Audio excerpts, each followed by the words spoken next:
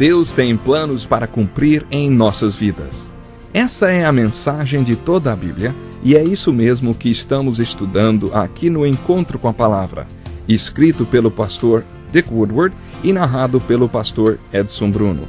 Fique atento a mais um programa que o Ministério Cooperativo Internacional leva a você. Com você agora, pastor Edson Bruno.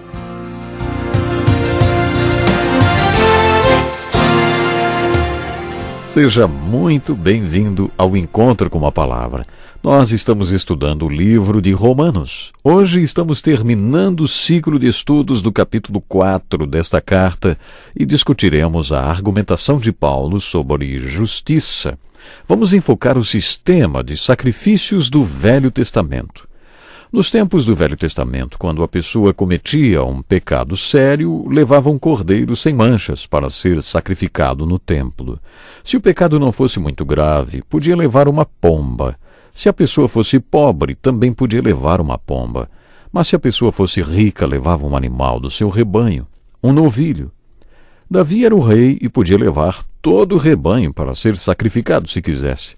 Mas no Salmo 51 ele disse: "Não te deleitas em sacrifícios, nem te agradas em holocaustos, senão eu os traria." Os sacrifícios que agradam a Deus são um espírito quebrantado, um coração quebrantado e contrito. Um coração contrito é um coração profundamente arrependido dos seus pecados. Isto é obra de justiça.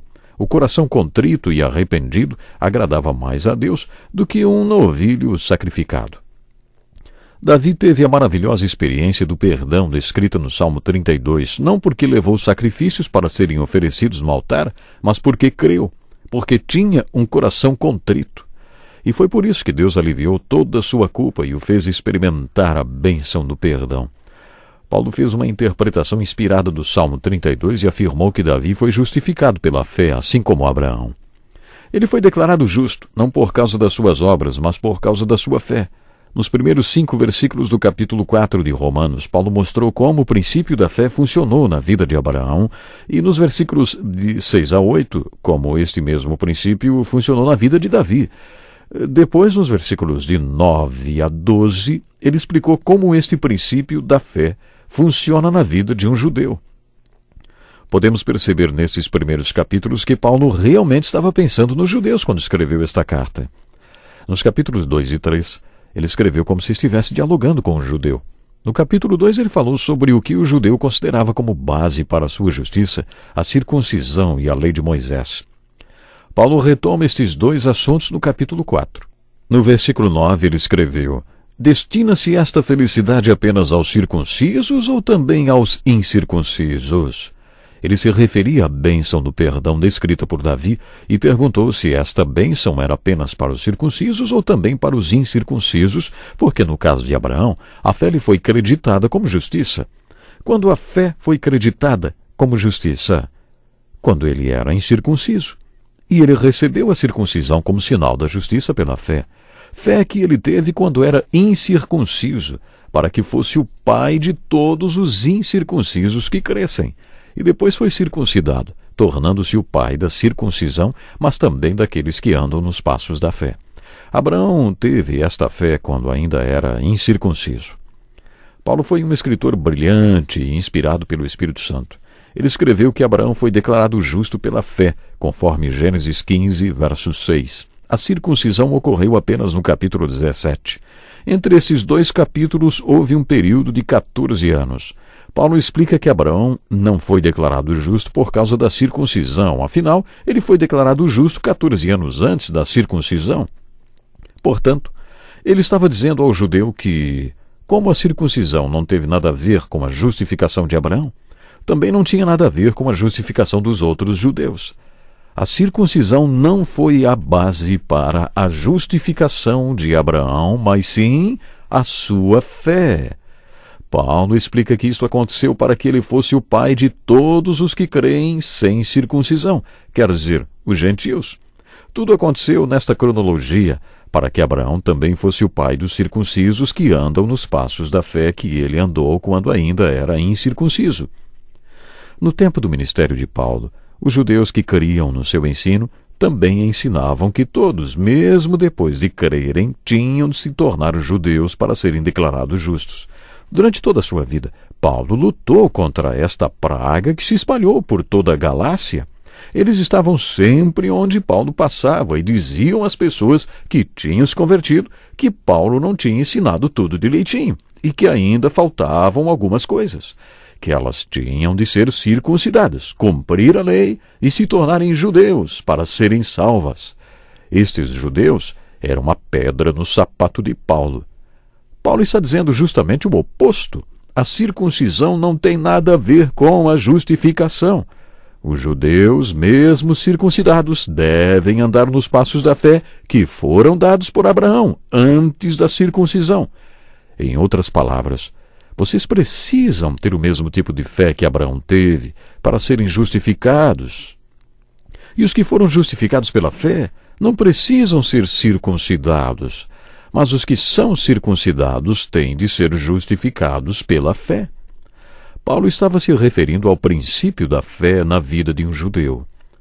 Depois, no parágrafo seguinte, dos versículos 13 a 17, Paulo desenvolve este assunto. Abraão foi declarado justo 430 anos antes da lei ser dada a Moisés. Então, a mesma argumentação que se aplicou à circuncisão aplica-se também à lei de Moisés. A lei de Moisés não tem nada a ver com a justificação. A justificação de Abraão e a justificação de um judeu dos dias de hoje ou de um gentio não tem nada a ver com a justificação de Abraão. Abraão foi declarado justo pela fé 430 anos antes da lei ser entregue para Moisés. Paulo sempre previa perguntas que poderiam surgir e já escrevia as respostas. Então, para que serve a circuncisão? Ele pergunta. Paulo diz que a circuncisão é um sinal, um selo da justiça que vem pela fé. Abraão foi circuncidado como um ritual simbólico um sinal de que ele tinha sido separado e justificado. O mesmo se aplica hoje ao batismo. Ninguém é justificado porque foi batizado, mas depois de ser declarado justo através da fé em Cristo, somos batizados, professando a nossa justificação, marcando como um selo a nossa confissão de fé. Outra pergunta que Paulo respondeu: o que a lei tem de bom, então? Esta é uma pergunta óbvia, porque os judeus praticamente adoravam a lei de Moisés. A resposta de Paulo no capítulo 3 foi a seguinte: o propósito da lei é apontar o pecado e a necessidade de salvação. No versículo 16 do capítulo 4, Paulo destacou o seguinte: portanto, a promessa vem pela fé, para que seja de acordo com a graça e seja assim garantida toda a descendência de Abraão, não apenas aos que estão sob o regime da lei, mas também aos que têm a fé que Abraão teve. Ele é o pai de todos nós. No versículo 14, ele afirmou: pois se os que vivem pela lei são herdeiros, a fé não tem valor e a promessa é inútil. Esta é uma argumentação muito usada por Paulo em suas cartas. Se pudéssemos ser salvos através de alguma atitude nossa, Cristo teria morrido à toa. Portanto, Paulo falou sobre o princípio da fé na vida do judeu e do gentio. E no versículo 23 escreveu: as palavras lhe foi creditado não foram escritas apenas para ele, Abraão, mas também para nós, a quem Deus creditará justiça, a nós que cremos naquele que ressuscitou dos mortos, a Jesus, nosso Senhor. Isto quer dizer que vale para nós que cremos em Deus, que ressuscitou dos mortos Jesus, o nosso Senhor. Teólogos como Martim Lutero, por exemplo, têm afirmado que os versículos 22, 23 e 24 são os mais importantes de toda a palavra de Deus, porque afirmam que a experiência de Abraão em Gênesis 15, verso 6, foi registrada não apenas para Abraão, mas também para os judeus e os gentios. Essas são as boas novas dessa passagem de Romanos. Abraão foi declarado justo pela fé, para que nós pudéssemos ser declarados justos pela fé. As boas novas foram registradas nas Escrituras por causa dos judeus, dos gentios e também por nossa causa. Isto nos leva a mais uma questão. O capítulo 4 de Romanos fala sobre o princípio da fé na vida de Abraão, de Davi, do judeu, de um gentio, mas principalmente na minha e na sua vida. Qual o significado do princípio da fé na sua vida? Dos versículos 13 a 25, tiramos uma definição da fé que devemos ter aplicada em nossas vidas. Paulo usou a fé de Abraão como modelo, dizendo que Abraão creu em Deus, o qual chama à existência coisas que não existem, como se existissem. Vamos parar para pensar em que circunstâncias a fé de Abraão foi desafiada. Quando Abraão tinha 100 anos e Sara tinha 90 e ainda não tinha filhos, Deus falou que ele teria uma descendência. Biologicamente, isto seria impossível, mas ele creu. Paulo sintetiza dizendo que ele creu em Deus, o qual chama à existência coisas que não existem, como se existissem. Imaginem, Abraão estava quase morto e Sara muito longe da sua idade fértil. Seu corpo já estava seco, mas Abraão tinha o tipo de fé que cria que Deus podia trazer da morte que já estava morto. O que esse princípio de fé significa para a sua vida? Uma vez um pregador disse à sua igreja que eles seriam os primeiros que subiriam ao chamado do arrebatamento, porque Paulo afirmou que os mortos em Cristo subirão primeiro, e por isso a igreja seria uma das primeiras a subir, ele disse, porque todos vocês estão mortos espiritualmente. Você se lembra do sermão de Ezequiel sobre os ossos secos? Muitos pregadores, quando olham para suas congregações no domingo, lembram-se desse sermão de Ezequiel.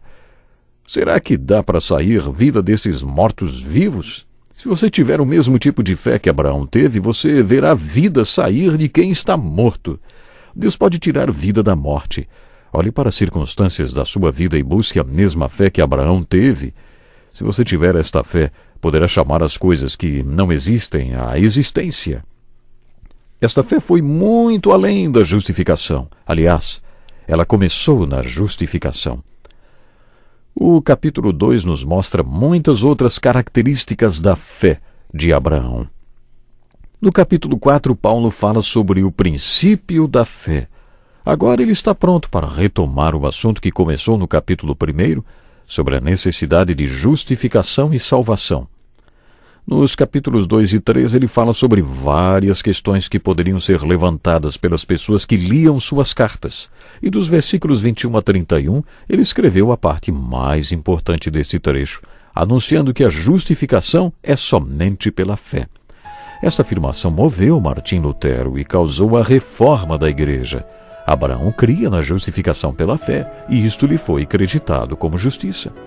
É assim que somos justificados e declarados justos. Se somos justificados somente pela fé, então é importante que compreendamos o que é fé. E aí entra o capítulo 4. É aí mesmo que o capítulo 4 fala sobre o princípio da fé. Meu ouvinte, o que o princípio da fé representa para você? Pense nisso. E até o próximo programa. Que lição importantíssima! Obrigado, Pastor Edson Bruno. Prezado ouvinte, coloque em prática o que você ouviu aqui. Sem dúvida, sua vida será grandemente abençoada. Este é um estudo escrito pelo Dr. Dick Woodward, na voz do Pastor Edson Bruno. Escreva-nos e solicite o material. Nosso endereço é Encontro com a Palavra, Caixa Postal 2011, CEP 89201-970, Joinville, Santa Catarina. Até o nosso próximo encontro com a Palavra.